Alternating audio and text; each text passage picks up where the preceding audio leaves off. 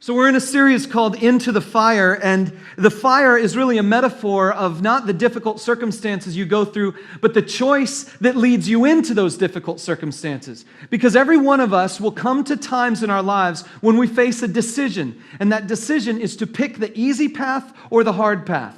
And if you pick the easy path, well, then things just go fine and dandy, you know. But if you make this other decision, you enter into a time of fire.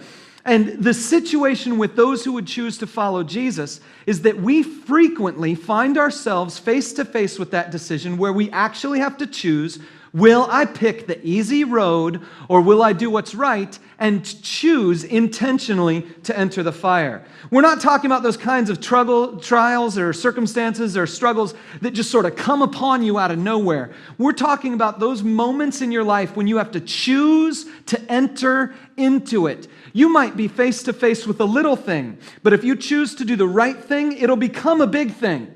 You might be faced with a small thing, and the opportunity is to get out of it, to move to an easy path, but you know that that easy path is not the one that honors God. And then you're face to face with this determination, is my faith going to be mine and will I live it, or will I just go with the flow of how things go? Now, we've talked about a couple different stories.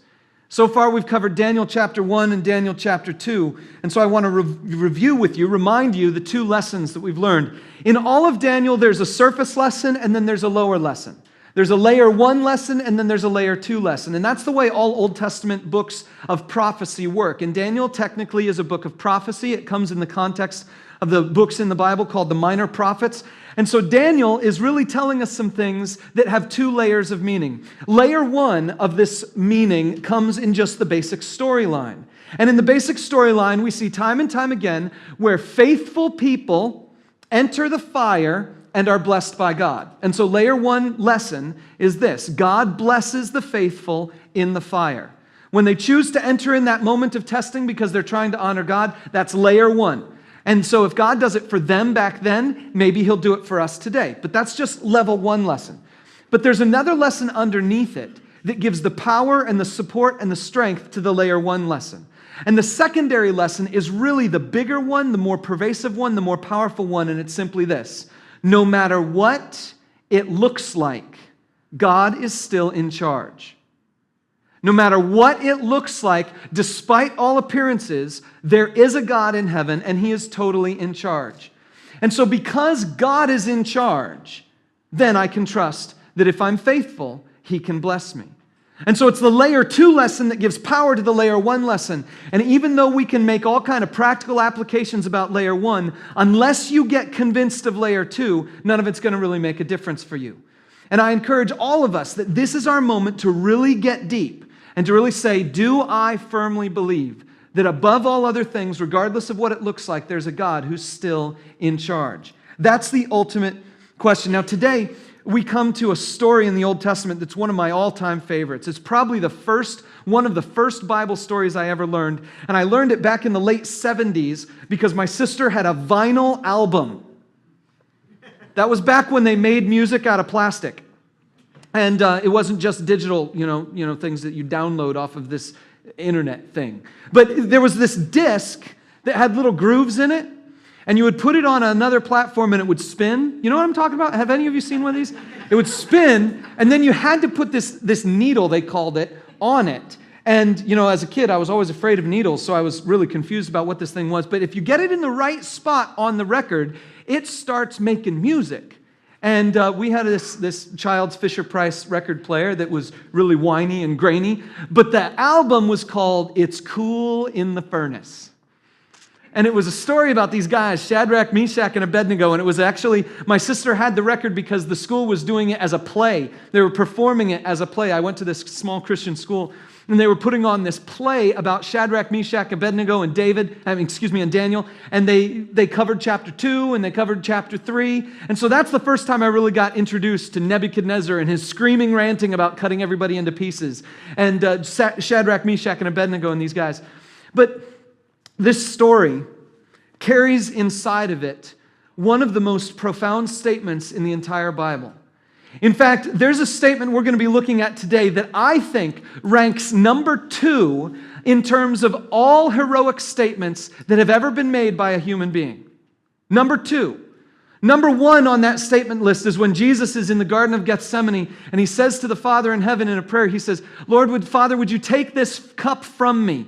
Father, would you take this cup, meaning this crucifixion he's about to enter into. Would you take this cup from me? And then Jesus says, nevertheless, not my will, but yours be done. That's a heroic statement, and it's a statement that leads to the salvation of anyone who would believe. But these guys we read about today give statement number 2 on the all-time hierarchy of heroic statements. And when we get to it, I believe you'll agree with me about it. But I want to share with you the story of kind of what's going on, just to remind you of all this. It's 605 BC. They don't call it 605 BC. They call it the 3rd year of King Jehoiakim of Judah.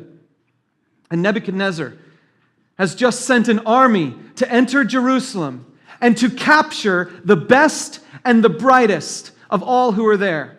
And because these 3 guys, Shadrach, Meshach, and Abednego, happen to be a little bit smarter than their neighbors, and because they happen to look a little bit healthier and maybe a little stronger, maybe a little taller, maybe a little more attractive, they get captured and forcibly taken from their home in Jerusalem all the way to Babylon. And so here's Daniel, Shadrach, Meshach, and Abednego, and they're all in Babylon trying to deal with this king who thinks he rules the world. And he does. And so anything he says goes. And here's Shadrach, Meshach, and Abednego. That's not their real names. Their real names were Hananiah, Mishael, and Azariah. But those names were difficult for Babylonians. See, those names had a problem with them. Each of those names had one glaring issue along with them. Hananiah's name ended with the syllable Yah. Mishael's name ended with the syllable El. And Azariah's name ended with the syllable Yah. And those names, those syllables, for a Hebrew person carried a whole great deal of weight. El was the nickname, the first 2 letters from the name of God in Genesis chapter 1, verse 1. In the beginning, Elohim created the heavens and the earth. And so anyone who bore the association with the creator of the universe would bear the name El somewhere in his name. Mishael, that was his name. And then Yah was the syllable that harkens all the way back to the God of the burning bush calling out to Moses, talk to Pharaoh the king and tell him that my people are my people, not your people, and I'm taking them. Yahweh was his name, given to Moses at the burning bush. And so anyone who believed that there was a God in heaven in charge of kings, in charge of everything else, because he is who he is, and that's all that he is, and he is everything that he needs to be because he is. Yahweh is his name. And they would carry the name Yah in their name. Azariah, Mishael, Hananiah. They bore the names of their God, but that God was in Jerusalem. And now they're in Babylon. And so the Babylonians said, you cannot have those names anymore. We're going to change them.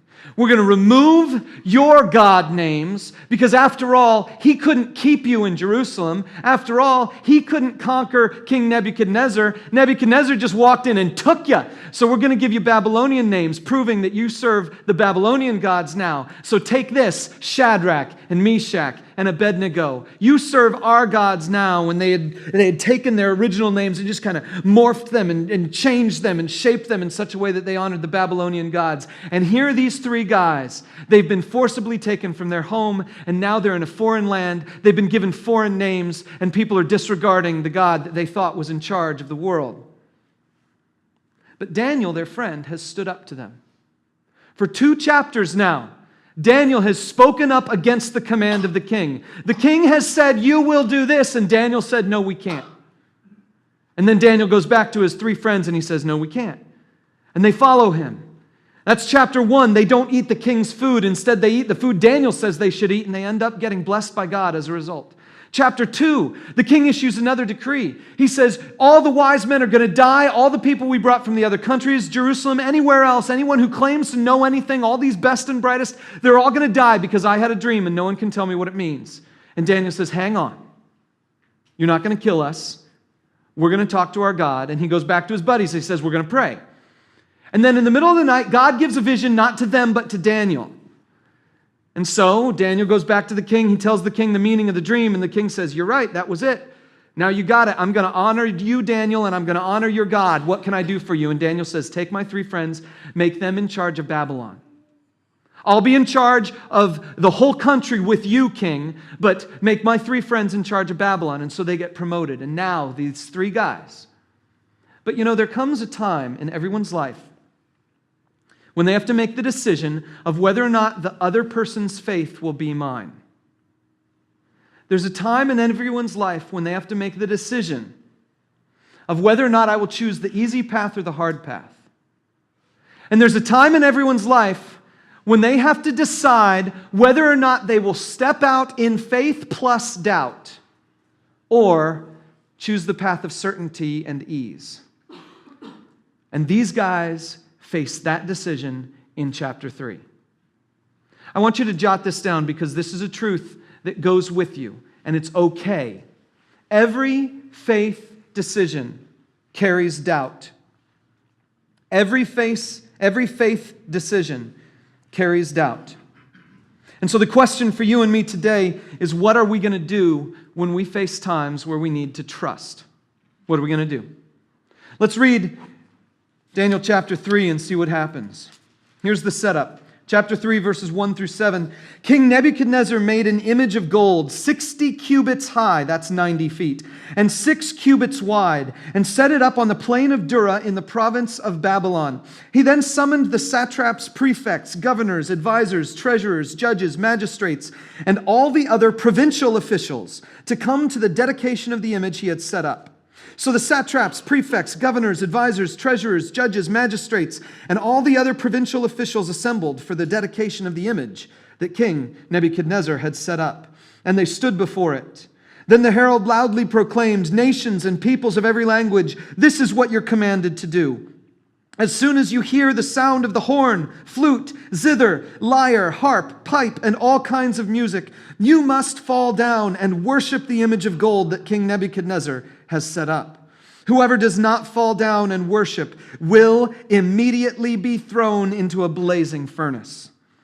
Therefore, as soon as they heard the sound of the horn, flute, zither, lyre, harp, and all kinds of music, all the nations and peoples of every language fell down and worshipped the image of gold that King Nebuchadnezzar had set up. For the 3rd time, King Nebuchadnezzar issues a decree, and that starts our chapter. That starts the story. King Nebuchadnezzar has issued a decree. Previously, he issued a decree. That decree conflicted somehow with God's law. A few people stood up and said, we will honor God and we will not honor this king. And God blessed them, even though they went through a time of fiery trial. But now is the 3rd time. And you and I have the benefit of hindsight to see the pattern developing. And maybe you can see the pattern. But the irony here is huge. 90 feet high, to be exact. Because this guy, Nebuchadnezzar, has just built a golden statue. Now, if you were paying attention in Daniel chapter 2, you will know that the meaning of the dream Daniel had is quite significant. Not Daniel, Nebuchadnezzar. The dream that Nebuchadnezzar had was of a statue that then gets crushed by God. And something goes on in Nebuchadnezzar's head where he doesn't get the lesson. The lesson was all these kingdoms are going to fall and God's going to win. Everything that you set up, king, is going to fall and God's going to win. But somehow Nebuchadnezzar doesn't really get the message, because what he walks away with the dream is, oh, that's a good idea. I'll build a statue. Make it 90 feet tall. That's a good idea. Thanks God for the dream. I'm going to do it. But the thing is that dream ends with God destroying the statue. And so by Nebuchadnezzar setting one up, he's effectively thumbing his nose at the God who gave him the dream. And he says, I'm going to make this thing stand. I'm going to keep it going. No matter, even if I'm only here for a little while, at least I'm going to get the recognition that I deserve for being the number one king ever in the history of the world. And so he sets up a statue. And then he says to everybody, you're going to worship my statue. He's thumbing his nose at God. And we have the benefit of hindsight, and we can see the irony, but put yourself in the shoes of three men, Shadrach, Meshach, and Abednego. And the only thing they've got to go on is this. Why are they not in Jerusalem? Why did their God let them be captured and taken to Babylon? If they had been paying attention to the prophets who came before their time, they would have known the answer. Worshiping idols. See, back in Jerusalem, that was the place where God had set up his temple. That was the place where God said, you will worship me here, and you won't make any statues to me. There's going to be this temple, and there's just a holy place inside that the priest goes. But we don't do the statues thing. We don't do the idols thing, because I'm God who is. I'm the one who is. I made everything. You can't make something that looks like the person who made everything. You can't do it. So don't try, don't bother. I'm just the God who is. Worship me without any statues, structures, whatever. Just don't do any of that. And yet they did. They built cows, and they stuck poles on the tops of mountains, and they set up stones all over the place, and they worshiped these idols. And God said, I'm fed up. I'm done with it. No more worshiping idols. You're done. I'm going to punish you. I'm going to send you away for 70 years. Babylon is going to run the show for 70 years, and then I'll bring you back. But until I bring you back, you go get in your corner. 70 years worth of the Babylonian nose in the corner. God says, I'm punishing you because of your idolatry. And now Shadrach, Meshach, and Abednego are looking at a 90-foot tall idol. And they have a question in their heads. God sent us here because of things like this. What are we going to do about this? And they're faced with a challenge. Look at verse 8. At this time, some astrologers came forward and denounced the Jews. They said to King Nebuchadnezzar, may the king live forever. Your majesty has issued a decree that everyone who hears the sound of the horn, flute, zither, lyre, harp, pipe, and all other kinds of music must fall down and worship the image of gold, and that whoever does not fall down and worship will be thrown into a blazing furnace. But there are some Jews whom you've set over the affairs of the province of Babylon, Shadrach, Meshach, and Abednego, who pay no attention to you, your majesty. They neither serve your gods nor worship the image of gold you've set up. Furious with rage, Nebuchadnezzar summoned Shadrach, Meshach, and Abednego. So these men were brought before the king. And Nebuchadnezzar said to them, is it true, Shadrach, Meshach, and Abednego, that you do not serve my gods or worship the image of gold I've set up? Now, when you hear the sound of the horn, flute, zither, lyre, harp, pipe, and all kinds of music, if you are ready to fall down and worship the image I made, very good. But if you do not worship it, you will be thrown immediately into a blazing furnace. Then what God will be able to rescue you from my hand? That's a huge statement there. He's not just blaspheming the God of the Israelites. He's blaspheming all of his own gods. I'm throwing you into the furnace, and no God will be able to save you. None of them. Not yours, not mine, no one, because if I throw you in, then you're gone. No one can stand against me, is what he's saying. Nebuchadnezzar is a man who deals with pride. It is his problem, and it shows up time and time again.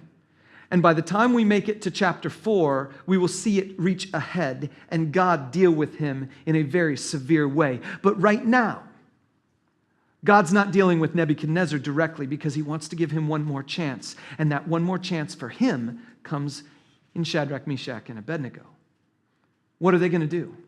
What's their response? And I want to ask you this one question. Where is Daniel? Chapter 1, Daniel steps up. We won't eat the food. Guys, are you with me on this? Yeah. Chapter 2, Daniel steps up. We'll pray and ask God to give us the dream. Guys, you with me on this? Yep. Chapter 3, he's gone. You see, there are a couple of theories on why Daniel's not present. Theory number one, Daniel was given charge over the whole nation, not just the province of Babylon, and it's very clear that this is for those people who are in the province of Babylon. So maybe Daniel's in another part of the country. Maybe he's in another part of the empire. And so his friends who are given charge of Babylon, of course, they're going to be there. The second theory of why Daniel isn't present in this accusation moment right here, this trial before the king, is that Daniel's job title is not listed with these other job titles. So these other job titles, they're provincial officials. And Daniel's job title was higher than all that. So maybe he was present, but he wasn't required to participate like these other people were required to participate. Either way, the point is Shadrach, Meshach, and Abednego are on their own without Daniel. And they're face to face with the decision, will Daniel's faith be my faith? Will we choose the path of comfort or the path of fire? And for them, this isn't a metaphorical fire. This is literal fire. This is a furnace that is used to smelt iron. This is a furnace that is used to make glass, something like that. We're talking about a furnace that can reach maybe 5,000 degrees. We're talking heat. And these guys are saying to themselves, we have a choice. Put yourself in the mindset of this choice. Here's option A. Let your knees touch the ground. Option B, go into a fiery death. What's going to happen? Such a small decision with such huge ramifications. What are they going to do? Well, their decision is to choose the fire. Look what happens, verse 16. Shadrach, Meshach, and Abednego replied to him, King Nebuchadnezzar, we do not need to defend ourselves before you in this matter. If we're thrown into the blazing furnace, the God we serve is able to deliver us from it, and he will deliver us from your majesty's hand. But even if he does not, we want you to know, your majesty, that we will not serve your gods or worship the image of gold you've set up.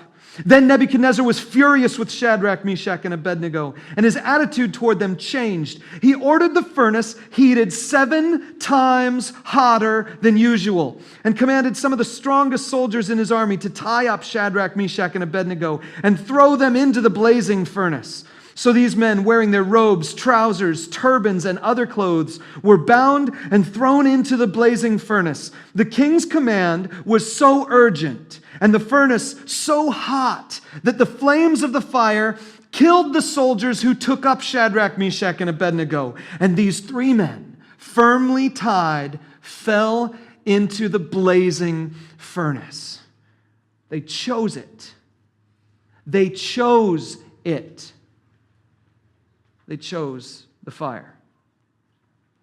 Now, there's a statement in here that we read that I believe is number 2 on the all-time list of heroic statements.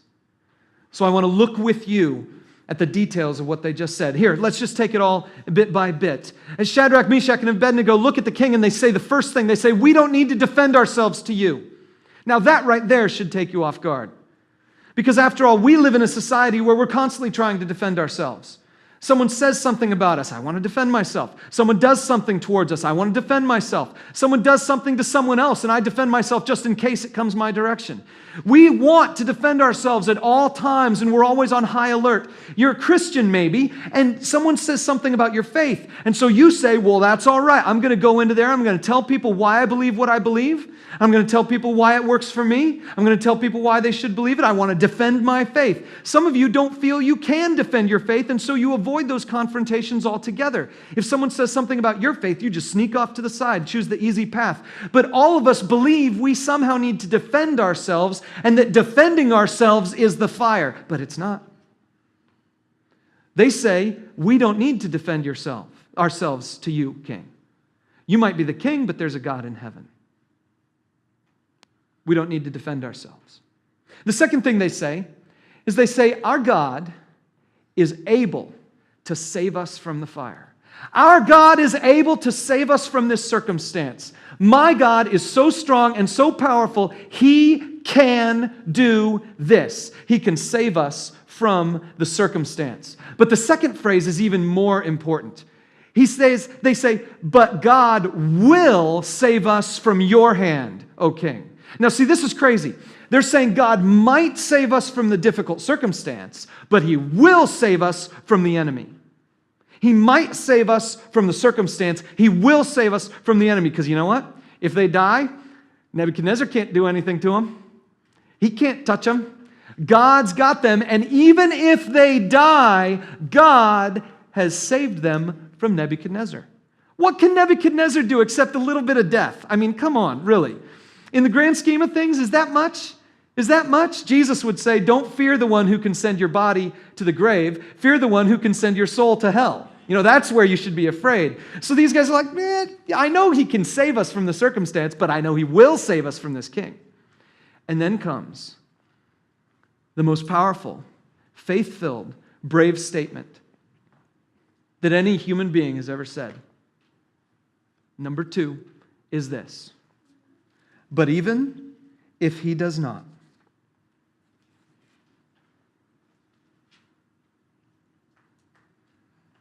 but even if he does not, my God can, but even if he doesn't,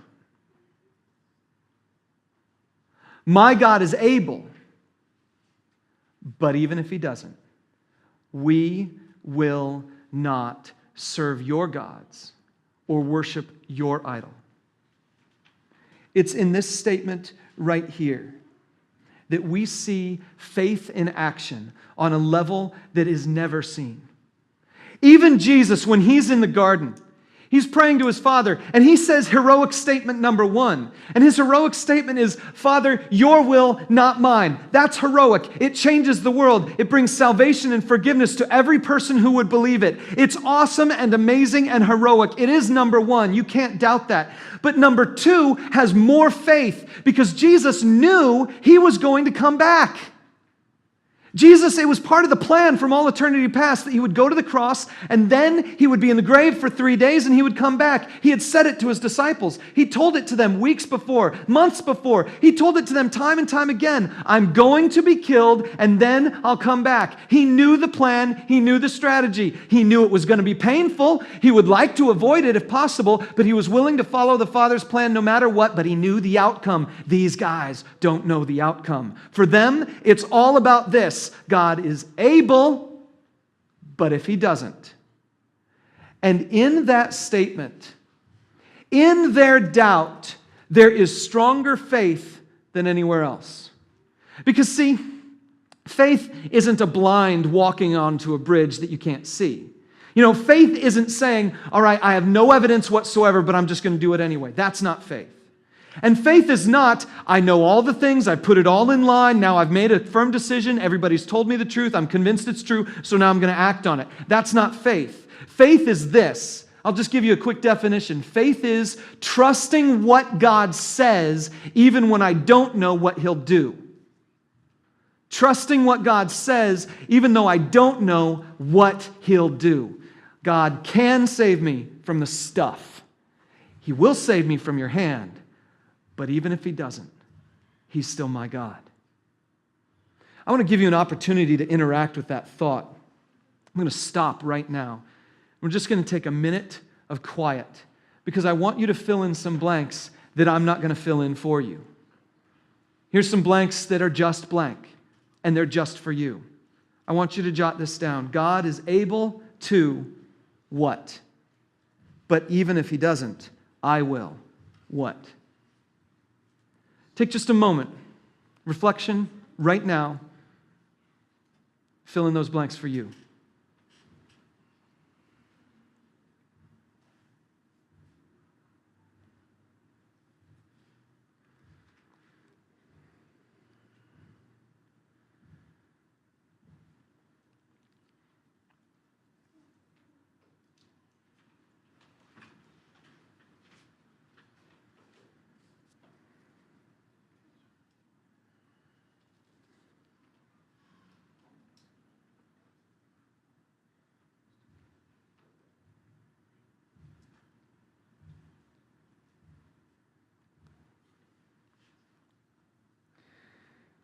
I hope that you memorize this.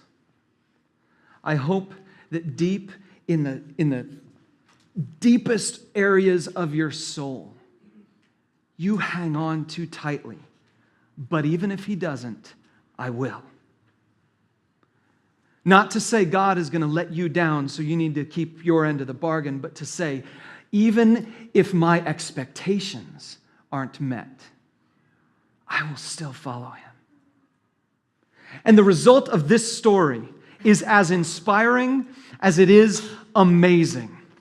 Something happens here that just absolutely knocks the socks off of everyone who reads it. And by the time you're done seeing what happened with the furnace, you say, did that just happen? Let's check it out.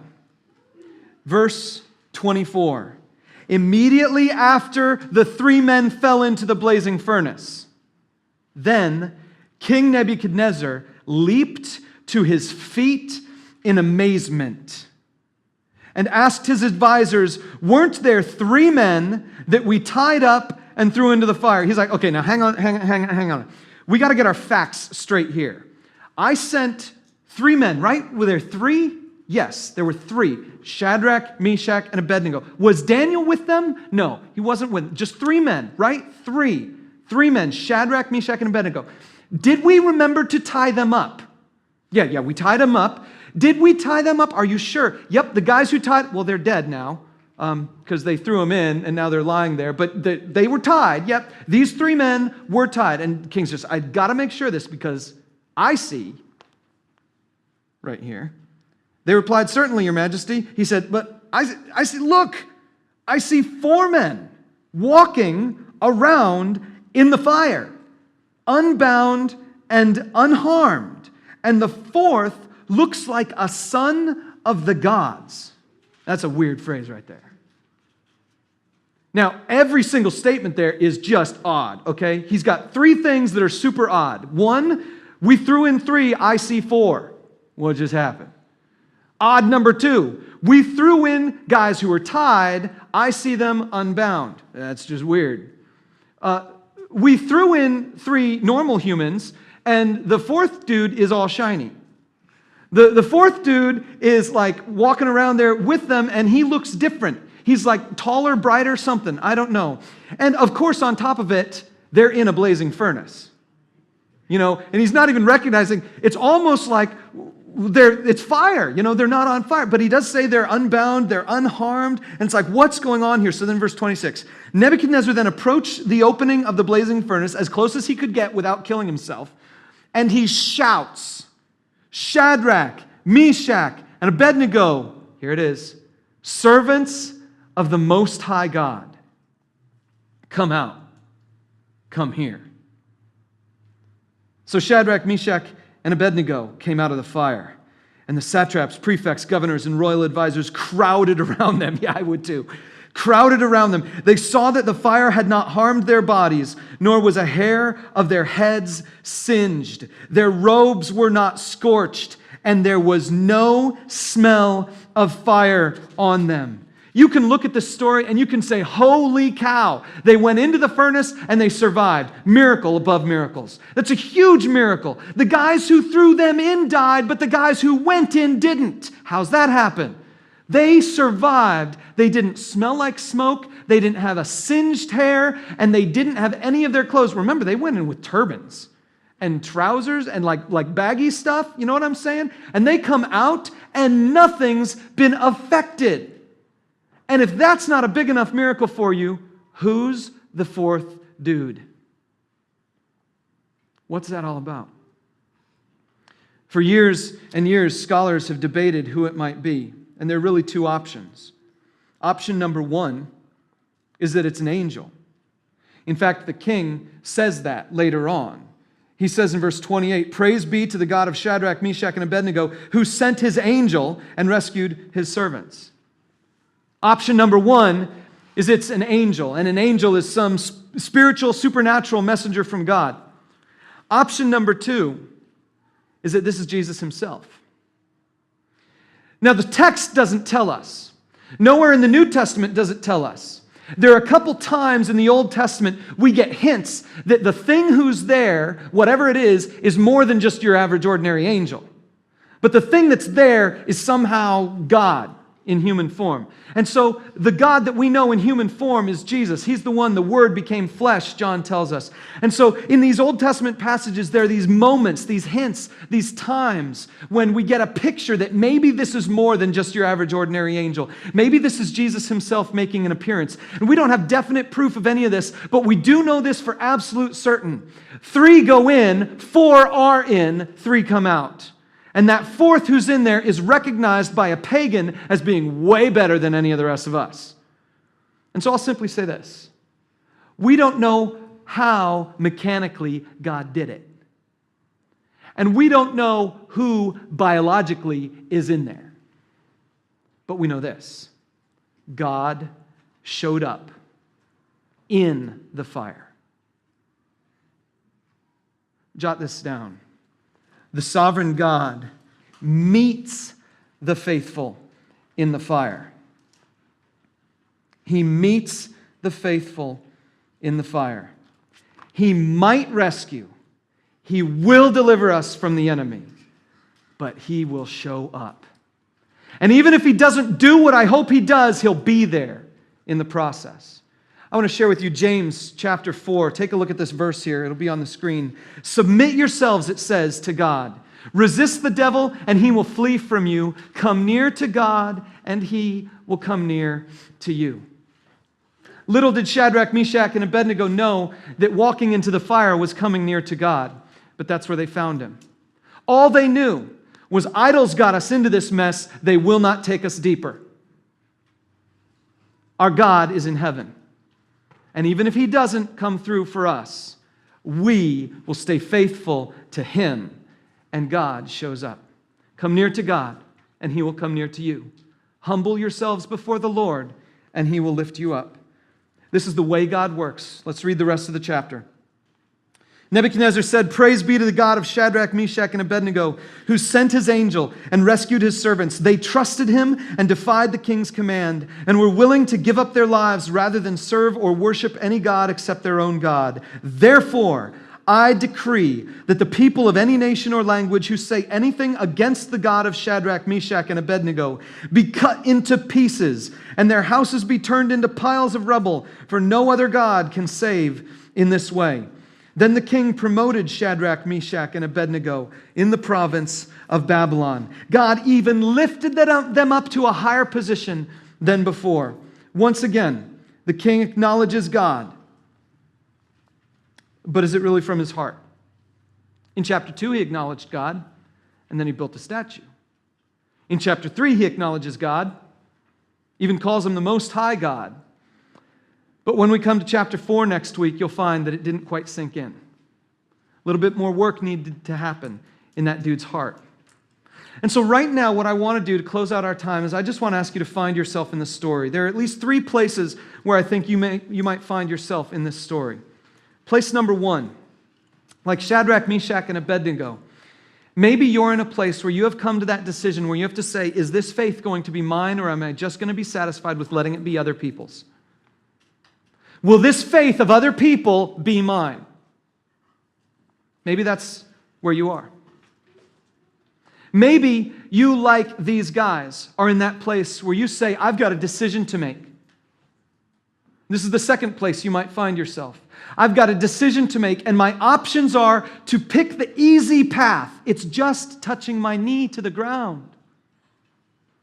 I don't have to actually worship in my heart. I can just say the words toward this idol.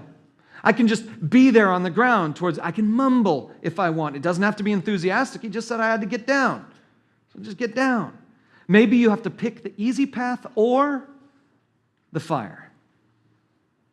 Maybe you're in that decision place. And for you, it boils down to this. Will I choose faith with doubt or certainty with ease? Will I choose faith with doubt or certainty with ease? So 2 places you might find yourself. Either you need to make someone else's faith yours, or you need to choose the path of faith with doubt and avoid the path of certainty and ease. But there's a third place you might find yourself, and that's the place of the king. Because after all, the king, in chapter 1, he recognized how big God was. It didn't last. In chapter 2, he recognized how big God was, but it didn't last. Chapter 3, he recognized how big God was, but by the time we get to 4, we find out it didn't last. So maybe you find yourself in his shoes, and you need to deal with this question. How long will I acknowledge God to other people? How long will I say nice things about God? How long will I show up in a place like church and go through the motions before I let it sink in here? Before I let it become real? I don't know where you are in this story, but I believe there's a place for you. And I believe that God is ready to meet you there.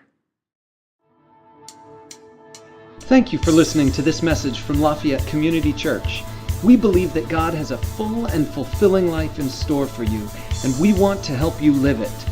If you have any questions, feel free to contact me, Pastor Jeff, through the web form at LafayetteCommunityChurch.com.